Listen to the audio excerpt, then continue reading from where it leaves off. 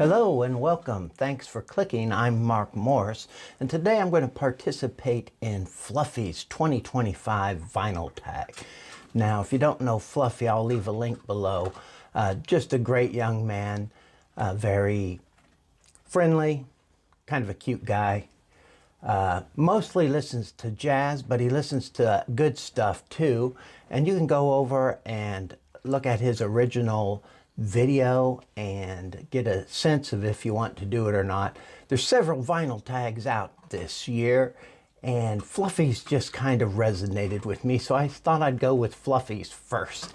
I'm going to try to make this fairly painless and get through this in a decent time. I've realized that I can be long-winded, and I find I'm editing my videos a lot, so I'm going to just dive right into this.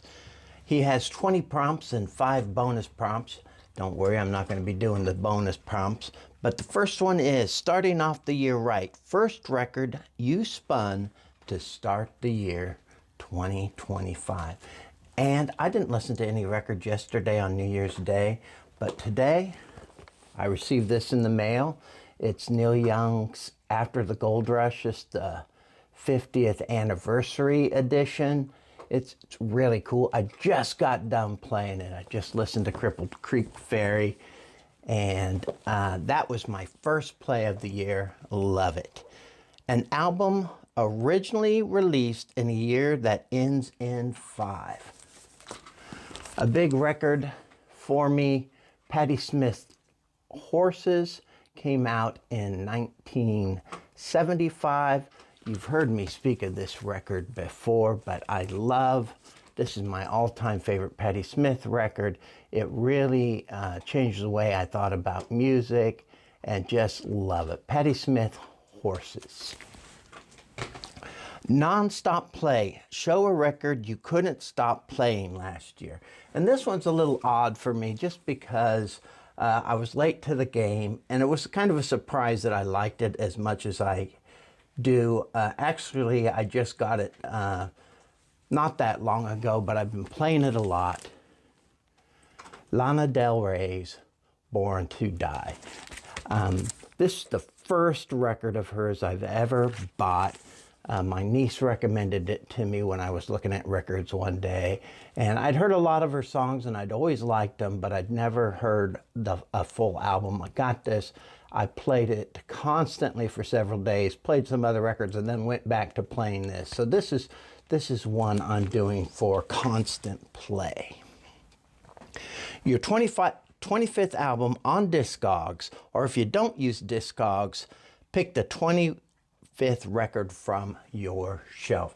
So I don't use Discogs or in any way that's useful. That's one of my resolutions this year, is to get my records on Discogs so I can share it with people and they can look at what I'm talking about. But what I did, the other thing I didn't do, I have my records in crates, and my first several crates are Beatle related. I didn't want this to be Beatle heavy, so I went over to a non-Beatle crate, and this is what was the 25th record, Lou Reed Live, Take No Prisoners. I remember buying this in Iowa City. I think it was a place called the Record Collector in Iowa City. I was so excited to get it. It's a really interesting album. A lot of talking. Lou Reed talks a lot. Talks about the songs and stuff. Very interesting record. 25th on my shelf. Lou Reed, Take No Prisoners. Favorite release of 2024. So I don't buy a lot of new records. But I did buy Lonesome Wyatt and the Holy Spooks, Afraid. And this is a band I really love. Come out of the Those Poor Bastards. You've heard me talk about Those Poor Bastards. I have a lot of their CDs. It's what's known as Gothic country. This is a little less Gothic country and just kind of spooky stuff. Tribulation Recordings. Afraid by Lonesome Wyatt and the Holy Spooks. A purple or gold album. This could be with vinyl too, if someone doesn't have an album with either color.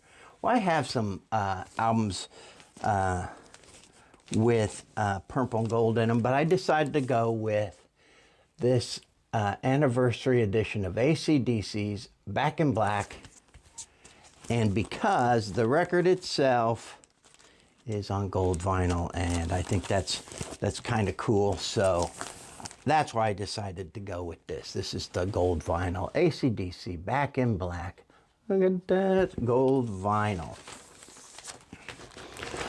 A live album from California. Fluffy lives in California. I believe he lives in the Los Angeles area, where my daughter just returned from. I had to go with the Beatles at the Hollywood Bowl.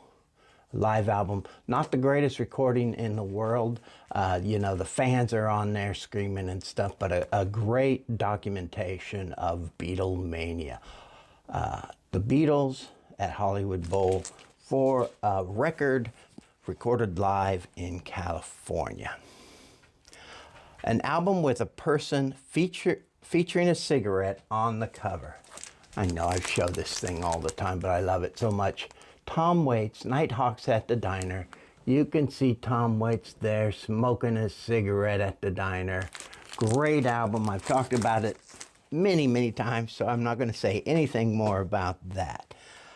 A black and white album, and I have so many cool ones I wanted to go with, but I decided to go with this personal favorite because of the sentimentality or the sentimental value of this album. I got this on my 14th birthday from my late friend Brian Ferguson, and it has the Ballad of Dwight Fry on it, one of my favorite Alice Cooper songs.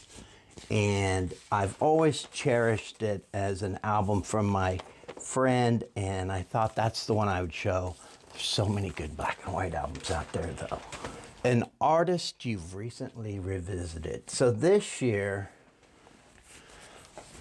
I've been diving deep back into the Smiths. I had the Smiths on CD, but I did not have them on vinyl. I actually saw on Rachel's Ghost, where she had bought a bunch of Smiths vinyl, and it just made me hungry to listen to the Smiths. So I bought a whole bunch of vinyl. They call that FOMO, fear of missing out. And I've been listening to the Smiths a lot these past several months. So Smiths is the artist I have revisited. A record that another vinyl community person put you onto. So my friend Vinyl Shawn, he recommended 10,000 Maniacs, the MTV Unplugged record. It's a double album. Good suggestion, Shawn. I'm so glad to have this. Some very cool stuff on this with some bonus tracks. Love it, love it. 10,000 Maniacs Unplugged with a recommendation from Vinyl Shawn. An album you have a hot take on. I don't have a lot of hot takes on anything, but Crash Test Dummies. This first album, The Ghosts That Haunt Me, this album is better than the album that everybody loves so much, and God Shuffled His Feet. This album is superior to that album. That's the hot take. There can be no debate on this. Their second album was their best. Uh-oh. Something's out of order here. Their second album was their best. This is in honor of Rob Walker.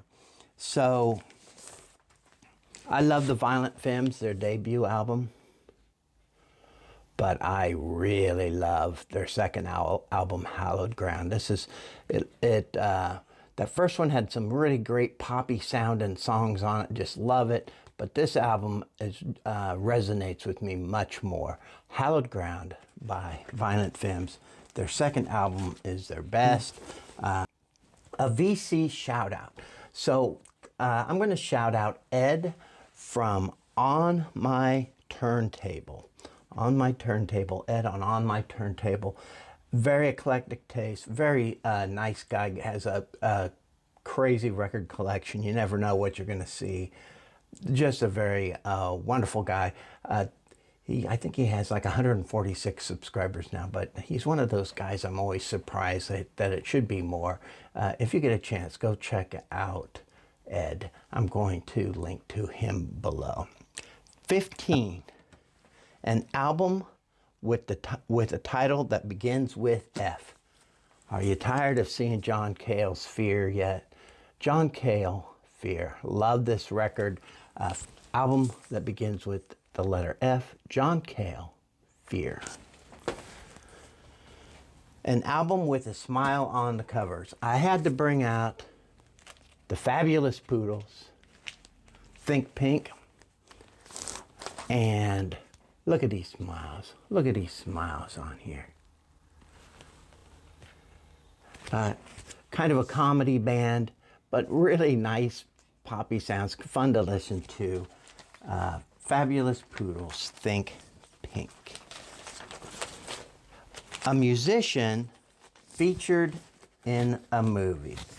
So I had to go with my hero, John Lennon. Of course, he's been in several movies, but the movie that I'm referring to for this tag is How I Won the War. John Lennon was in How I Won the War. He was in there by himself without the other Beatles. But John Lennon, a musician who was in a movie. Album with a great gatefold. I had some really good ones, but this is the first one that popped into mind, so I decided to go with this. Electric Light Orchestra, Out of the Blue. Look at this thing. That's pretty cool, right? I was really big into science fiction and stuff, so that I just ate that kind of stuff up. Record that gets you pumped up. This album does it every single time. Elvis Costello, This Year's Model. Every song on here just gets me going. It's just a great album. No Action, This Year's Girl, the beat, Pump It Up. That's going to get you pumped up. Little Triggers, You Belong to Me, Hand in Hand, I Don't Want to Go to Chelsea, Lip Service, Living in Paradise. If that doesn't get you pumped up, you're dead. Lipstick Vogue, same thing. Just a great album to get pumped up to. Elvis Costello, an album you wish you could experience for the first time again. That was a very tough one. There's a lot of records that I love that I would like to experience for the first time again.